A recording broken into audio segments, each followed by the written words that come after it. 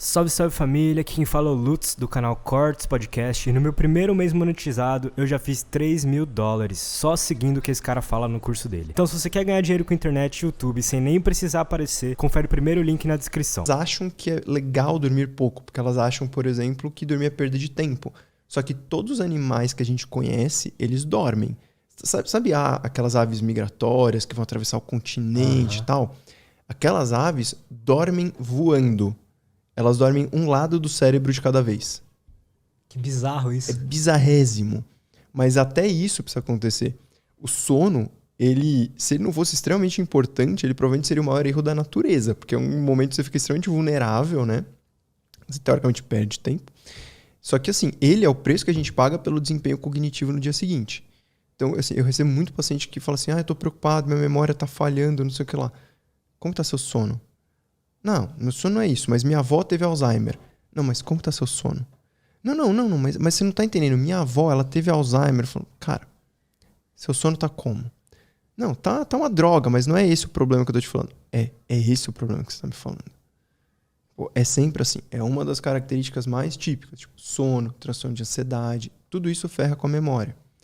Na verdade, o que as pessoas chamam de memória geralmente não é exatamente memória, né? É mais concentração. Podemos entrar nisso também. Sabe aqueles déficits, tipo, você vai pra cozinha, o que eu vim fazer aqui? Porra, sei bem. Top. Isso vem melhorando. Boa. Com mudanças de hábitos e tal, mas eu já sofri bastante disso. Mas sabe um rolê que é legal? É assim, eu não sei nem se tá certo falar isso na primeira consulta. Talvez algum médico ache que eu não deveria falar. Isso é a opinião de cada um, né? Eu gosto de falar. Que assim, a pessoa vem muito desesperada, achando que ela vai ter Alzheimer, porque a avó teve, porque o pai teve, porque a mãe não sei o que lá. Falou, você percebe que sua memória tá ruim? Percebo. Provavelmente não é Alzheimer. Como assim? Tua mãe percebia? Não. Sua mãe ficava brava quando você falava que a memória dela ficava. Quem tem Alzheimer geralmente tem a nosognosia, que é a não percepção da própria doença. Ou seja, a pessoa esquece do próprio esquecimento. Ela esquece que ela esquece.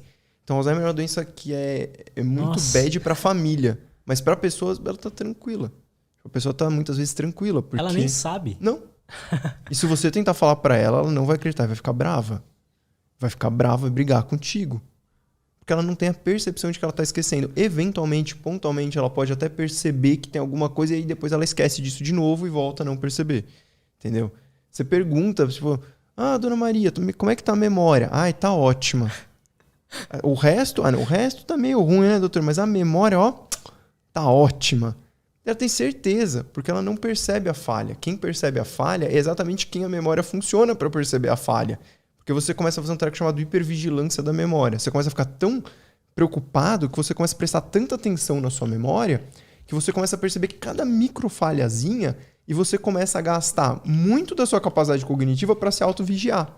E aí você acaba limitando a sua capacidade cognitiva. A gente tem um tipo de memória que a gente chama de memória de trabalho, que é uma memória de duração muito curta, mas não só é curta, como ela armazena pouca coisa. Então você não consegue armazenar muita coisa. É o que acontece quando você vai para a cozinha e esquece o que você está fazendo. Como você só consegue, por exemplo, eu aqui na memória de trabalho, eu tô olhando para você, eu sei que eu tenho o microfone aqui, eu sei que tem essa tampinha aqui, eu sei que tem a minha água aqui. Agora, tipo, qualquer outra coisa, meu celular tá ali, eu nem lembrava. Eu já tinha esquecido, já tinha ido embora. Por quê? Porque tava na memória de trabalho quando eu coloquei ele ali em cima. Então, assim, não vai estar. A hora que você vai para a cozinha, o que acontece? Você muda esse padrão de informações para as novas informações que você chegou. Só que quando você tá com muita coisa na cabeça para fazer, essas coisas acabam perdendo espaço para as novas que você... Nessa memória de trabalho. Exato. Ela é muito limitada, ela não consegue agrupar. Na verdade, ela agrupa, é uma técnica que ela usa, mas ela não consegue comportar muitas coisas. Inclusive, aí ela usa o agrupamento. Ela pega... Porque tem outro lado. Você entrou na cozinha e esqueceu. Aí o que você faz? Você volta tipo, pro quarto. Aí você lembra. Por quê? Porque ela agrupa. Você sabe, era algo que eu tava fazendo no quarto. É como se você entrasse no quarto e ela abrisse de novo a caixinha do quarto com as informações do quarto e ela recupera aquelas informações. Quem nunca esqueceu onde pôs o celular? Isso, exato. Aí tipo, você fala, caralho, tô procurando, não tô achando. Aí você entra no quarto, parece que vem um flashback de onde você pôs. Lembrei, tá ali. É isso, você abriu aquela caixinha. Já que ela não conseguia pegar as memórias em separado, ela formou um grupinho de memórias e colocou ali e falou, tipo, esse aqui é o grupinho do quarto. Se precisar, depois ele volta no quarto e olha. Entendeu? Então essa coisa de, vou voltar a refazer meus passos, que é uma coisa que, sei lá, minha mãe me fala desde que eu sou criança, faz sentido e dá certo. Por causa disso, você consegue reativar. E tem a ver com outras coisas também, com o negócio que a gente chama de primer da memória, que são fragmentos. Não sei se você tá ligado disso, isso é uma coisa muito legal aqui. Todas as nossas memórias são falsas.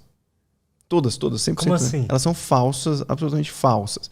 A gente não grava tudo que a gente vê. A gente grava fragmentos. Então, assim, você pode lembrar de uma cena, mas você não vai lembrar do conjunto completo. O que foi falado, o que você sentiu, o que cheirou, tudo, você não consegue. Então, cada vez que você revive aquela memória, é como se fossem vários pequenos... Sabe, pô, tu gosta de audiovisual, como era o cinema antigo, né? Era um monte de quadro estático que você passava rápido. Aham. É mais ou menos isso. Então, assim, quando eu tenho um monte de quadro, eu crio um filme. Agora, quando eu tenho poucos quadros, eu tenho que preencher esses buracos. Você queria só um trecho ali, às vezes com faltas ainda, né? Geralmente é cheio de faltas. Então, assim, pode ser falta de vídeo, falta de áudio, falta de alguma coisa. E aí o seu cérebro, ele meio que completa esses buracos para você perceber, para você não perceber que aquilo tá esburacado. Porque senão você teria uma sensação meio de loucura, né? Nossa, eu não lembro de um pedaço, não lembro de outro. Então ele cria uma espécie de contínuo, ele faz uma confabulação das memórias. E cada vez que você revive aquela memória, uma nova memória é produzida e aquilo é mais solidificado, por assim dizer. Então você vai criando, na verdade, completando. Por isso que é muito comum, com certeza tem algum amigo que você já foi discutir, você falou, mano, é isso, é desse jeito, eu lembro. Ele falou, não, cara, é isso, é desse jeito, eu lembro. Quem nunca? E vocês ficaram, tipo, brigando. Ele falou, mano, o cara tá inventando os rolês. Tipo, ele tá, o cérebro dele tá, e o seu também. Então, Mas os dois acreditam, né? os dois têm certeza absoluta. É tipo, se você falar que tá mentindo, o cara briga.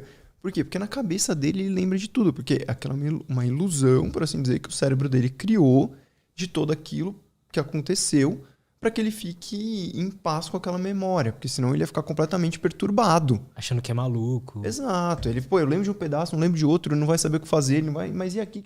Então é melhor pro seu cérebro ter memórias falsas, mas que não te impeçam de fazer alguma ação, do que ter buracos que te impeçam alguma ação. Ah, mas como ele sabe disso? É um trequinho chamado evolução. Provavelmente quem tinha os buracos não selecionou. E a gente tá aqui hoje porque esse mecanismo foi evolutivamente satisfatório. Então, essa memória aqui é a que não é a de trabalho. É outro tipo Exato. de memória. A gente tem...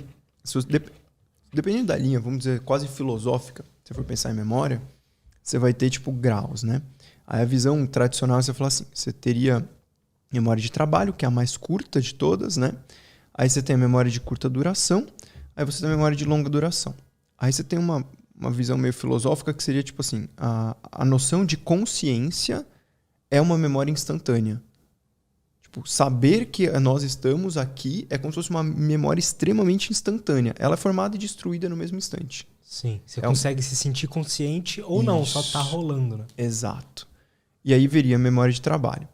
Só que essas duas memórias, elas não usam o sistema, vamos dizer assim, que a gente mais pensa quando fala memória. Quando a gente fala a palavra memória, a gente está pensando num sistema que usa uma estrutura do cérebro chamada hipocampo, que é uma estrutura que funciona basicamente para recolher memórias que você já tem e te trazer à tona, ou para fixar memórias que você está criando agora. E o que as pessoas imaginam? Eu tenho memória tipo curta duração, essa memória de curta duração em algum momento vai ser convertida para memória de longa duração. Isso não é verdade. Tu gosta de computador.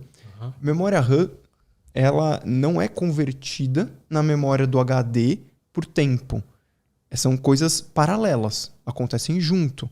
Quando eu pego para salvar um arquivo, que ele vai para o HD. Então eu vou criar uma nova estrutura daquele arquivo dentro do HD do meu computador. No nosso cérebro, para que a gente funcione, qual que é o lance? A gente tem uma memória de curta duração que ela é instável, bastante instável, mas que te permite funcionar e que vai durar por volta de 6 horas. E enquanto essa memória dura, eu tenho como se fosse um mecanismo de fundo formando essa memória de longa duração. Só que essa memória de longa duração, no começo, é muito difícil da gente ter acesso, as informações estão muito truncadas. Então o que acontece? Eu fico usando essa memória de curta. Depois de 6 horas, eu meio que essa memória desaparece e aquela que eu fui formando em paralelo já está razoavelmente estruturada. Então eu consigo ter um acesso melhor a ela. Então, na verdade, são mecanismos independentes. Eles até têm uma ligação, lógico, mas A ideia é mais paralela do que sequência, sabe? Entendo. Por isso que às vezes você tem tanta dificuldade de acessar uma memória mais remota e você pega para estudar alguma coisa e fica falando. Você está trabalhando sua memória de curta duração. Você está a exaustão, mas não necessariamente está virando memória de longa duração.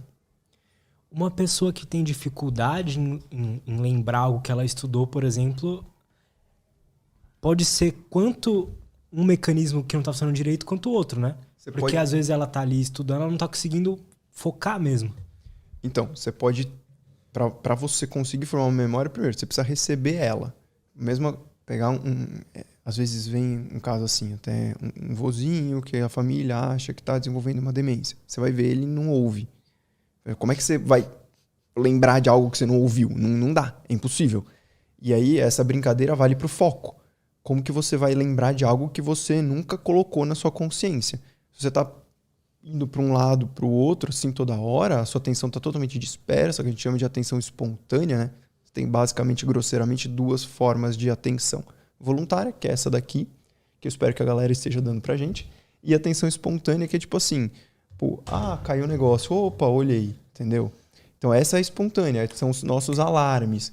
Essa daqui, por exemplo, a pessoa que é ansiosa tá com essa atenção disparada. Por isso que ela fica... TDAH, imagino. O TDAH fica também. E o TDAH tem um outro problema na memória voluntária, que ele não consegue selecionar bem as memórias. Então, dentro da voluntária, você vai ter a sustentada aqui e a seletiva. Então, você vai decidir quando mudar. O TDAH, às vezes, ele perde um pouco a sustentada. Então, ele não consegue manter tanto a atenção. Então, ele tem o exagero aqui da espontânea, que tira ele, mas ele também tem a perda natural da memória sustentada, da atenção sustentada. Entendi. Então as 2 coisas vão acontecendo. Por isso que, por exemplo, o TDAH tem alto risco de ansiedade. Porque ele já está com isso e isso vai fazer o quê? Piorar os sintomas do TDAH. Por exemplo, quando você vai tratar um TDAH, as pessoas acham que você vai entrar no consultório e vai ganhar Ritalina. Não tem nada a ver. Tipo assim, você nem sabe se aquele transtorno de déficit de atenção é do TDAH. Fala, então vai pedir um exame neuropsicológico. Não vou pedir um neuropsicológico. O neuropsicológico, ele vai olhar, basicamente, o déficit de atenção. Ele não vai me dizer a causa do déficit de atenção, por exemplo. Se aquele déficit é por um problema de sono. Esse é um problema que as pessoas têm uma dificuldade em entender. Quando você pega um teste desses como neuropsicológico, ele não dá diagnóstico de nada. Ele traça perfis. Então você vai ver o padrão de memória que aquela pessoa está sendo prejudicada. Se você sabe que naquela pessoa a explicação para esse padrão de memória é o TDAH, aí você fecha o TDAH. Agora, para você saber isso, você precisa controlar a ansiedade, você precisa controlar o sono. Não é diferente do que acontece com a enxaqueca. Você limpa o cara.